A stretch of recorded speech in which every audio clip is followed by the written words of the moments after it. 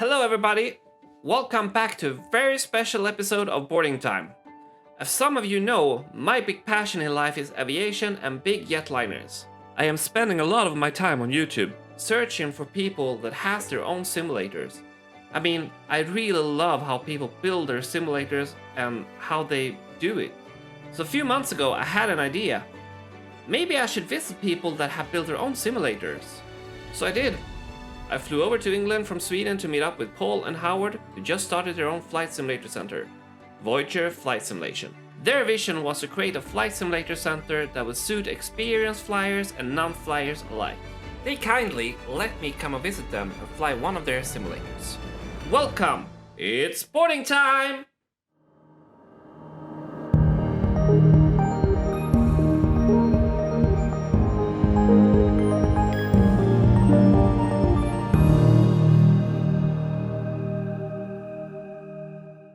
Voyager Flight Simulator was born out of a mutual passion for aviation. Howard Atkins and Paul Lang met several years ago whilst training to be instructors for the Boeing 737-800 flight simulator. It became their mission to bring the fun of flying to everyone. The Boeing 737-800 fixed-base simulator is a brand new state-of-the-art simulator with a 220 degrees wraparound screen and 4K projectors. And the Robinson R22 fixed-base helicopter simulator, made from a real airframe, also has a 4K projectors and a 180 degrees wraparound screen. Located at London Luton Airport, they are the only center of this type in the UK to site it at an international airport. But how did it all start?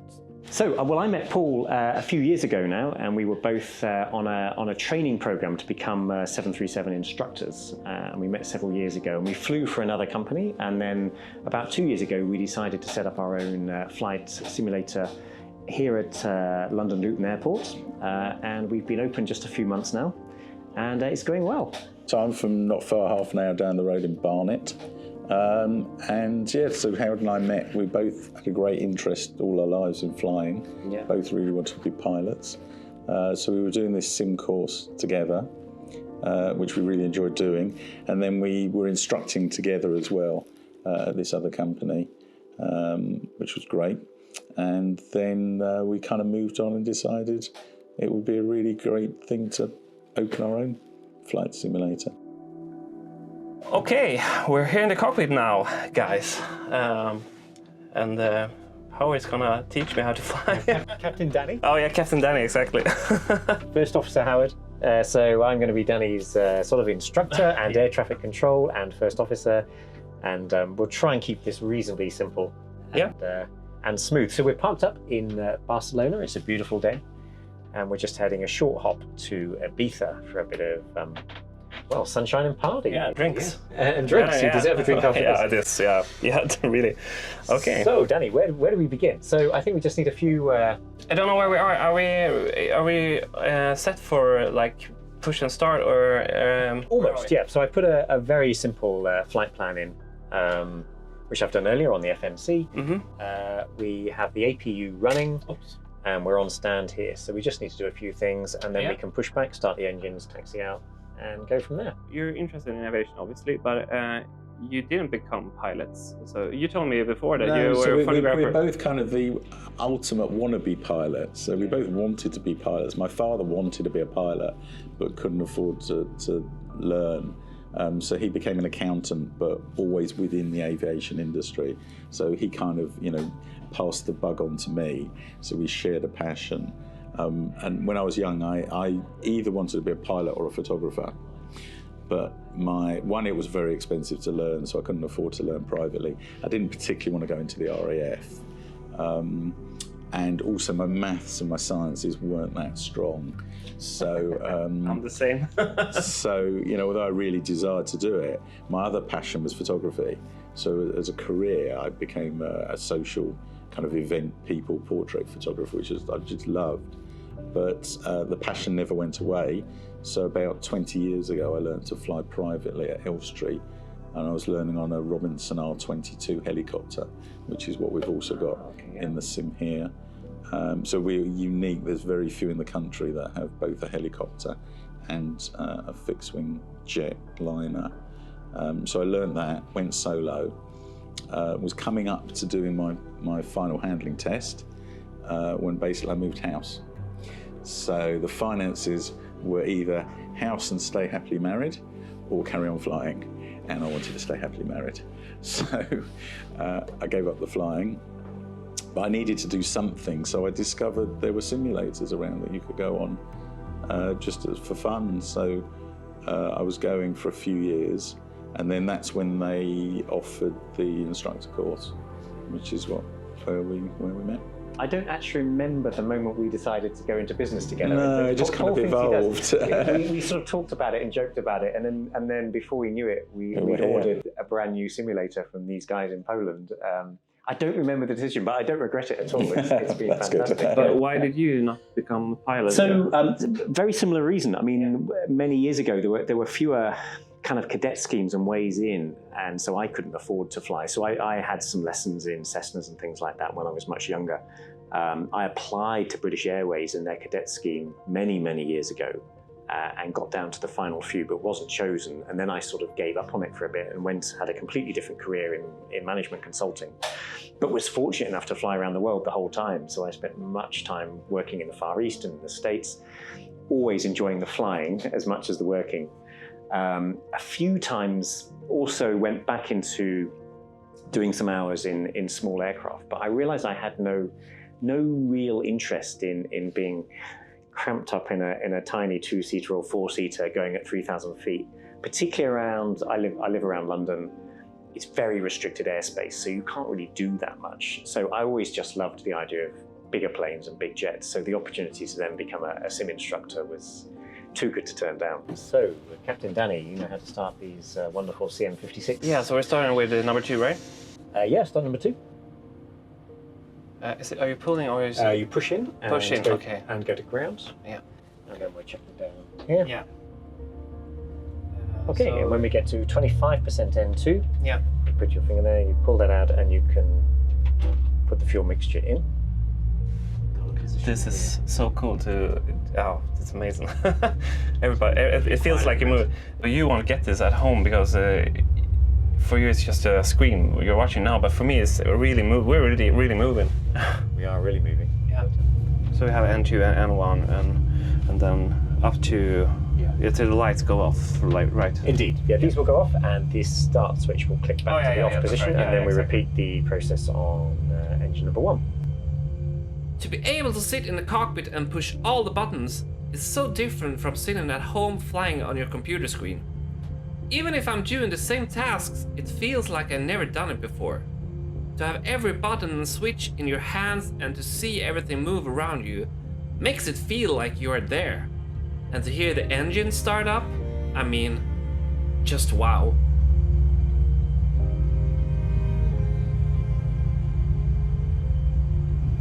It's so different to do this in the real thing. Of course, we have our wonderful checklist here, but we're just going to remember it all down. Yeah, exactly. Yeah, It's good for the brain. We're just going to not follow SOPs today and just fly. that sounds good. Okay, so before we get ready to taxi, I had to ask how this beautiful simulator got built. So I think I sent Paul a link to a website saying, oh, have a look at this. And it was a company called SimWorld who had this turnkey 737. Now, neither Paul and I are that technical in terms of building sims or computing behind it. So the idea of something that you could just switch on and work appealed to us. So we got talking to them. They put us in touch with a very great guy called Dave, who runs this company in Scotland, who've got a couple of sims up there, and we went up to see them. And they had bought from SimWorld in Poland, and we flew their sims up there, and we ordered it, I think it was just before Christmas, a couple of years ago. 22. And there's about a 6-month lead time. So they build them to order, and we had some particular spec that we wanted. We wanted a first officer's tiller wheel, for example, and a few other things. And they built that over about 6 months, and then they packed it all up and delivered it here and installed it for us. Oh, okay, that's what I So wanted to ask. 2 guys came over, spent a whole week here. Yeah. We left them to it. Yeah, And we came in and they showed us, and simply you turn it on and it works. It's amazing. But it was here in this location that you built it. Indeed, yeah, they built it in this location Yeah. here. The rest of the space here was just an empty office.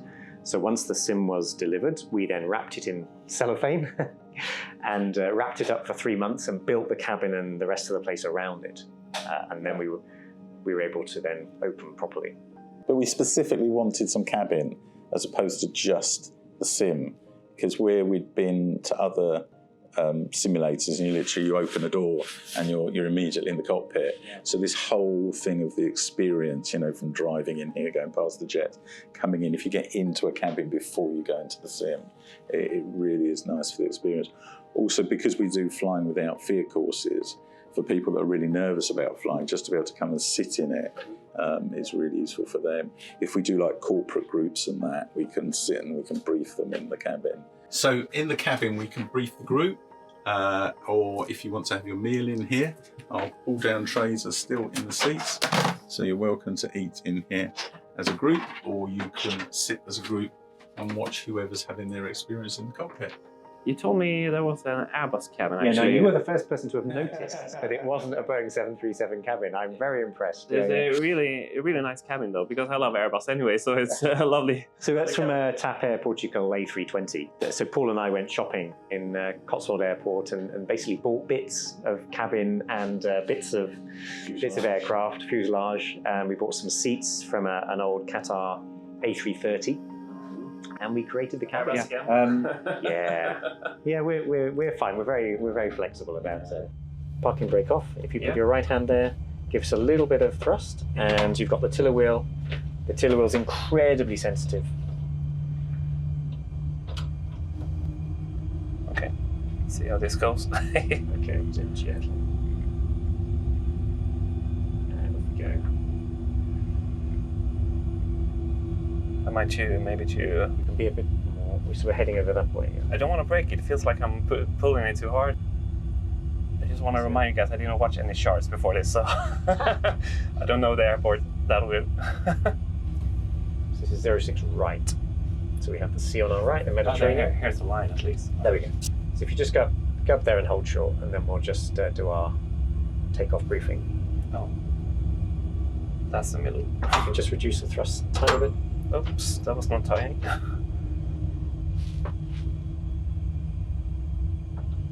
You see, now taxiing is the single most difficult thing on this. Yeah. Are we going left?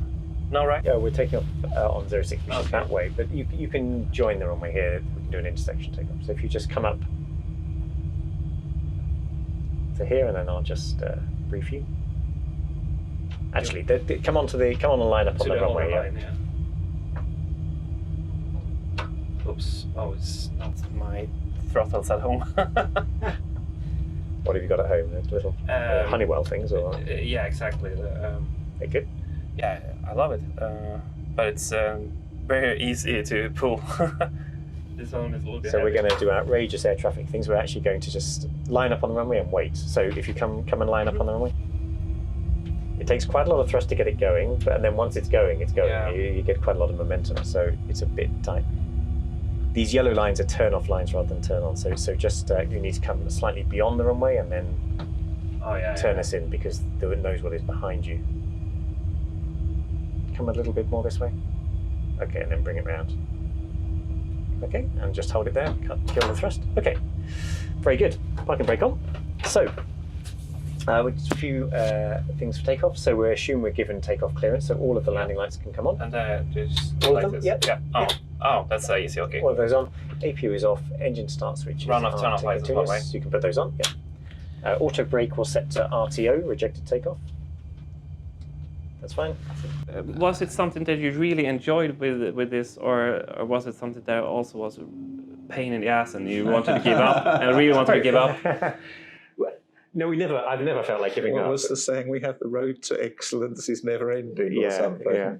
It has at times, but there's an English expression, I don't know if it's in Sweden as well, 2 steps forward, 1 step backwards. Yeah, so it feels like that a lot of the time. So we get real excited, particularly when the sim first came and we turn it all on. It's fantastic. It's absolutely wonderful. And then the reality sets in of, well, we now need to cover it all over and build the cabin. And every day we would make some progress. I remember Paul would be in with a day and he'd say, I think we've got all the cabin lighting sorted. And then he'd drive home later on and say, oh no, it's all gone off again. And it's a sort of up and down kind of roller coaster. So it's always fun. I've never felt like I don't want to do it. But some days you leave here thinking, it's great, everything's going really well. And then often it's just a technical problem or something that we don't quite understand yet about how the sim works. And none of it's anything to do with actual flying. It's the technology behind the sims. So that's been, for me anyway, the biggest sort of learning curve is not the flying, it's everything around it and developing the business as well. But I don't regret it at all. You think we're good to go? Yeah. Are you ready to go, guys?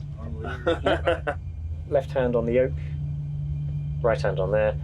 We're going for 40% M1. When we're call stabilized, I'll say take off thrust, press the toggle buttons, follow through, hand there until V1. V1 called, I'll call rotate. Rotate, we're pitching up 15 degrees. Yeah. Fly straight ahead on the runway heading at 15 degrees, and I will put in the flight directors and everything once we're flying. Okay. And I will vector you out. Is that okay? Yeah, that sounds good. Any questions? Well, maybe a few, yeah, but let's just make sure the fasten seatbelt signs are definitely on. definitely. Okay, parking brake released. Parking brake released. Okay, Voyager 01, you're clear. Takeoff 06 right. Let's stabilize, set takeoff thrust. Keep your hand there. Oh, sorry, yeah. Oh my god. The feeling of pushing the throttles and hear the engine start to roar. I feel like I'm on top of the world. And in a few minutes, I will be. 80 knots. Check.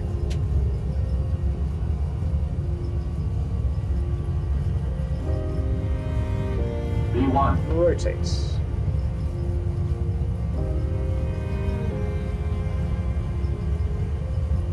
Very nice. Positive rates. Gear up.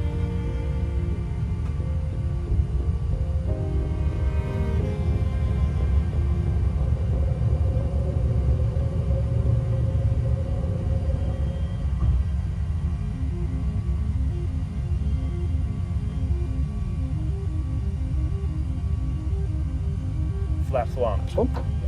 Speed check flaps 1. And when the trend vector goes over the up speed, you can call flaps up here. Flaps up. Speed check flaps up selected. And I'm going to bug us straight to 50. And we're going to take a right turn to a heading of 130. And we're now cleared to 8,000 feet. So we're going to continue climbing. This is amazing. You okay there? That feels amazing to you. It's like I'm here. You're very smooth. And we're going to continue our right-hand turn. So we're going to pick up a direct routing to Ibiza. Oops. Heading of 200. See, Captain Danner is a very smooth flyer. It's looking good. Oops. Many hours of simming at home, I would imagine. With a side stick, yeah. Led to this level of skill.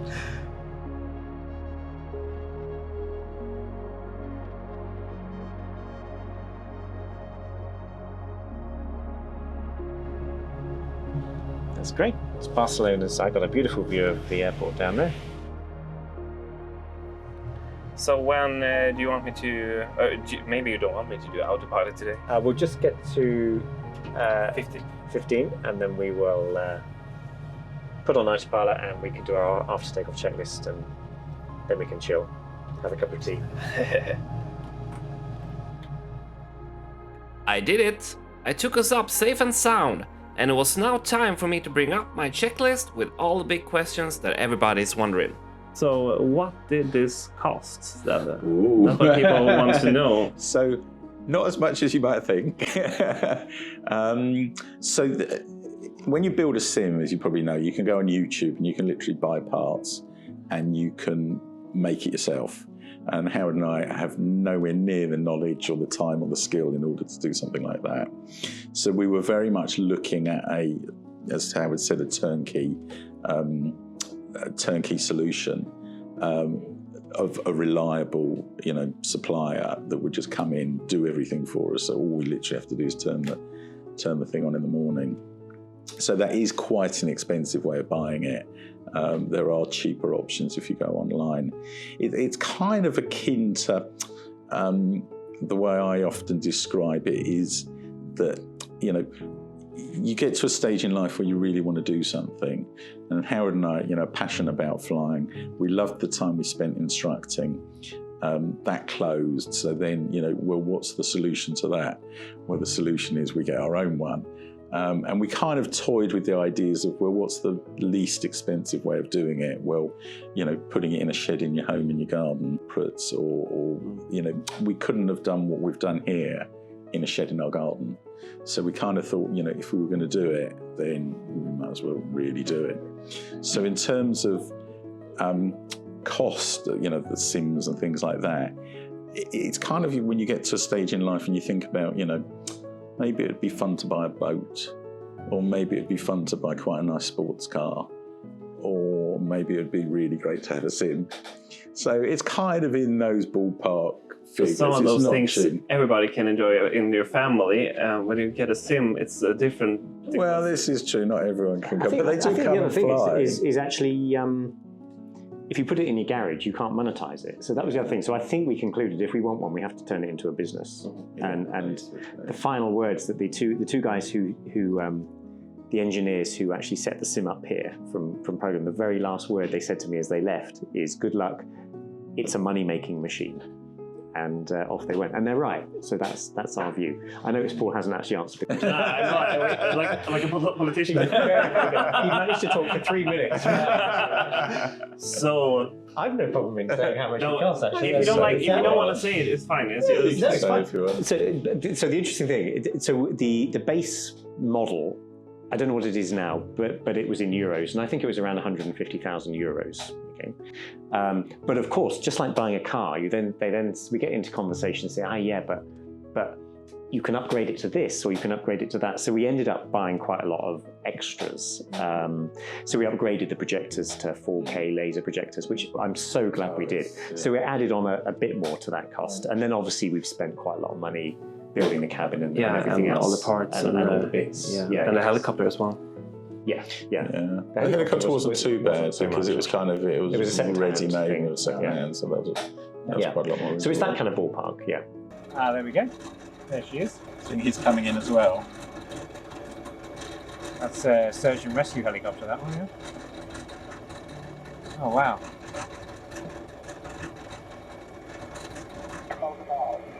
Yeah, it wants us to radio in, it does this every time.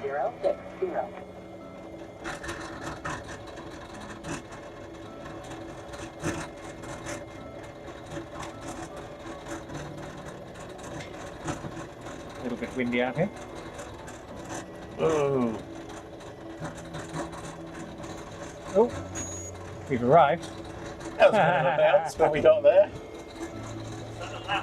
Yeah, it was a bit of a bounce, but we got there. So the helicopter, so it was kind of in our thoughts that ideally, if we could have a sim centre that had a jetliner and a helicopter, so we could give rotary wing and fixed wing, that would just be brilliant, particularly because my background in flying is helicopter flying, and to use like the skills that I've got, that would be amazing. But it was kind of like, well, let's get the 737 and see how we're doing. And it came completely out of the blue. I've got a friend who has an A320 sim, which I went to because I wanted to see the difference between a 737 and A320. And he showed me on his phone that there was one for sale, actually on eBay. So you have to be careful when you're looking to buy things on eBay, what you might end up with. Yeah. And it was made by a really clever guy who makes anything sim. So he makes Cessnas, helicopters, cars, lots of different stuff. And he was putting it up for sale because he needed more space in his workshop. So I went over there, flew it. It was exactly what we were looking for. So we bought it from him. And we've been very fortunate in these premises because the layout and space has just pretty much ideally fitted everything. Yeah. So there's specific room for the helicopter sim. and it's a Robinson R22, which is what I learned on, which is a training helicopter, also with a wraparound screen. And it's just fantastic that we can offer both. I get so excited to do this in the real thing because it's so different. I'm so used to doing this with a mouse. So what's different? Because you're a really experienced simmer. So what's different? I feel everything. It's like, oh, okay, this goes. Like for example, I didn't know that you pulled things, so it's like, oh, and it's just if you can feel everything. It would be so much easier to learn to fly if we actually could do this every day instead of the computer screen. Yeah, it would be so much easier. It speeds everything up. Yeah. I'm not saying it's easy to fly here because for me, it's right now everything is like, whoa, it's like first time in a car. But but if I would do this every day, for example, I would probably get there faster than I am now with a computer screen. So this is wow. And what we were talking about earlier, that this is moving. It's really nice to see what the thrust is moving. You see what the aircraft is doing all the time.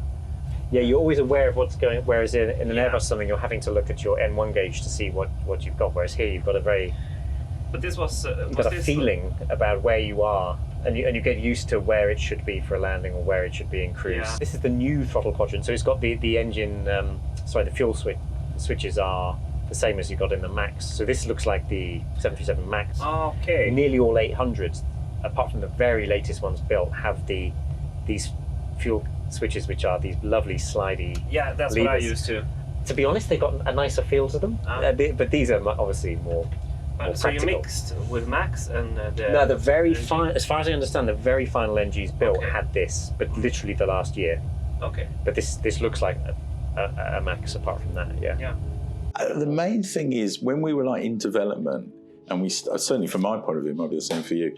When I was starting to say to people, "This is what we're going to be doing," and in fact, I put together a little AV of just the inside of a simulator and the outside of an airplane, just to try and give people the idea. But until people actually come through the door, all that beta testing, like with lots of my friends and everything, when I've told them all about it for like months and how progress is going, but it's not till they actually came in and they go like, wow, this is way better than I thought it was going to be, or when you say it's a flight simulator, I think some people imagine just like a home setup, sitting at a desk with a screen, and they walk in the cabin and then they sit at the controls and actually fly it, and it's like.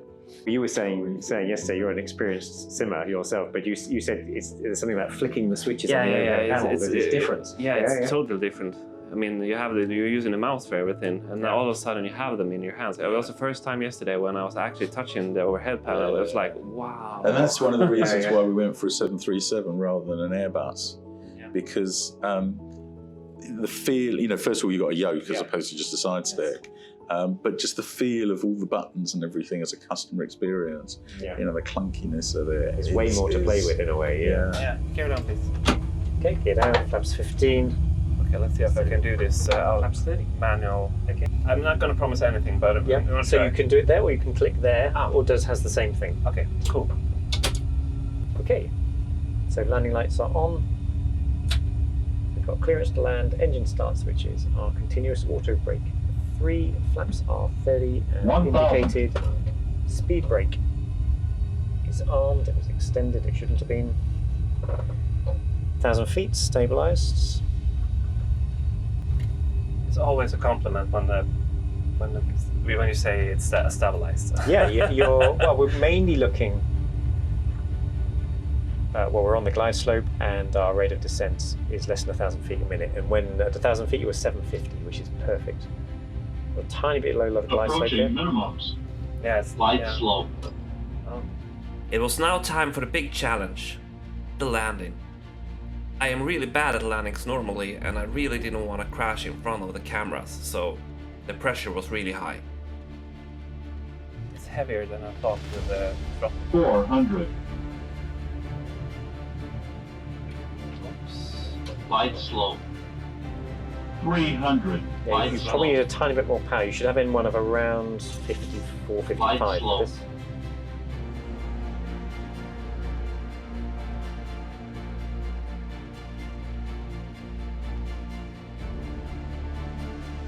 Flight slope.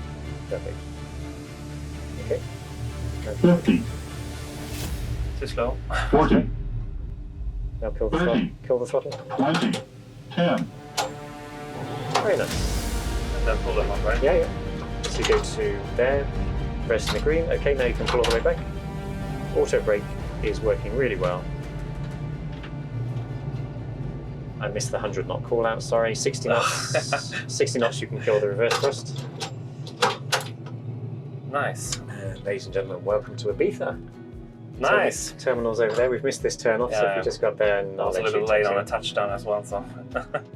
Well, it was not a good landing by any means, but as they say, any landing you can walk away from is a good landing. So, I guess it was good. Turn the APU on. Oh, sorry. Alright. We just need to. Now I need to brake. Yes. I'm just helping you with. Bit of a sporting taxi, ladies and gentlemen. Let's not worry too much about that. The things on the ground, you can't blame turbulence, you see. We know it's you. Ah, no, it's sadly, yes.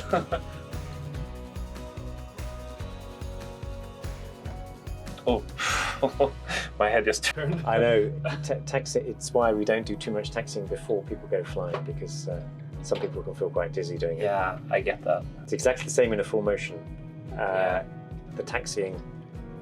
Oh, is that the thing that gets The thing people? that, yeah, absolutely. Well, as soon as you're in the air, it's fine. There's something about lateral movement without roll, which most people find makes them quite dizzy. Once you're in the air, it's fine. Can I ask you a question? Yeah. So I'm interested to know, what were your expectations before you came here yesterday, and what struck you? What either surprised you or what struck you? Okay, so first of all, the cabin, that's just boom. I mean, I've been in a few simulators now just for fun, but it's always, like you said, it's a simulator there and nothing else. Yeah, yeah. There's a wall behind you. Here it was like you came into this dream world, and it's like, I asked you yesterday, can I touch this? Can I open this? I was like, can I use this trolley? I wanted to feel and do everything there. I had so much fun with it. It was great. So that was like, I didn't have any expectation for that. And I was like already sold. I didn't even sit in the simulator. I was already there. I was already sold. But now I can truly say this is one of the best I've been in. It's really amazing. I really loved it. And just to be able to sit there and touch everything, like I said, it's amazing. It was a very nice landing. Yeah, thank you. Yeah, it was absolutely fine. Let's see if I can do this. Okay. Turn off the taxi lights so we don't put the lights on the ground crew where there's nobody there anyway. So. And now it's harder because nobody is stopping me. I know, I'd say about there. It's fine. Here? Yeah. Okay, and put the parking brake on. Parking brake. Up and on. I've already. Oh! It's because I've got my feet on. Ah, It won't okay. engage unless you've got a feet on Okay, the brake brakes. Cool. I've already put the APU on, so we can just go to APU generator. So press the middle two down. Oh, there. Okay, and we can now. So we're now on APU power. We can kill the engines. Yeah. Cool. Number one. Sorry, number two. Then. Hold on. That's it. And off we go. We can turn off our anti-collision light. It's Yep. now safe to approach the aircraft. Those lights can go off. Most important thing of all, 60% off. Utter Very chaos. free to go. Bye. Utter chaos ensues in the cabin. Yeah. Nice. Welcome to Ibiza. Thank you. So, Captain Danny, how was your flight? Yeah, like I said, it was amazing. That's all I can say. It's beautiful. Great. Well done to you. I applaud you. The cameraman here is also Paul, so if you wonder. So yeah, thank you for letting me do this. It was truly amazing, and I loved every bit of it. I wish I could do this every day. Well, you're very welcome, and it's lovely to see you, and thank you for helping us this weekend and Thank filming you, and doing thank you. everything. Oh, thank you. And the Swedish chocolate that you bought with you. Oh, yeah. Okay. Great. We'll see you guys in another video. Bye. So that's it, guys. I hope you liked this video. I sure like the experience of this beautiful simulator. So I can highly recommend you to go to Luton and book a session with Paul and Howard at Voyager Flight Simulation. You won't regret it. I leave links in the description below. Thank you for watching, and please give a like if you enjoyed this. See you soon. Stay safe. Bye!